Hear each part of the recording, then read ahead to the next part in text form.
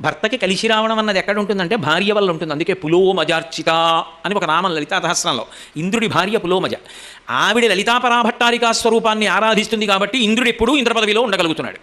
భార్య భర్తకి లక్ష్మీస్థానం. ఎలా? ఇక్కడ బొట్టు చేత. ఈ పాపట ప్రారంభ స్థానమునందు బొట్టు ఉండాలి.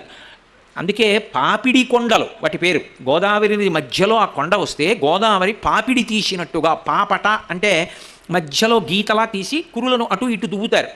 అలా దువ్వడం సీమంతోన్నయనము అన్న ఉత్సవానికి అర్థం ఏమిటంటే అది భర్త దువ్వాలి ఆ రోజున. అది కూడా ఎలా దువ్వాలి అంటే మామూలు దువ్విన పట్టుకొచ్చి దువ్వడం కాదు. అడవి పంది, ముళ్ళ పంది యొక్క ముళ్ళు తీసుకొచ్చి ఆ ముళ్ళుతోటి పాపట తీయాలి. పాపట తీసి కురులను అటు ఇటు ఇప్పి సీమాంతము, సీమ అంటే ఇక్కడతో అంతము, హద్దు, ఇక్కడ వరకు దువ్వి కురులను అటు ఇటు తీసి జుట్టు ఎత్తి ముడివేస్తాడు భర్త. అలా ముడివేస్తే ఆమెకు గర్భమునకు కూడా రక్ష. అది సీమంతోన్నయనం. అంతేగాని మీరెన్ని రకాల స్వీట్లు అట్టుకొస్తారు, మేమెన్ని రకాల స్వీట్లు అట్టుకొస్తాం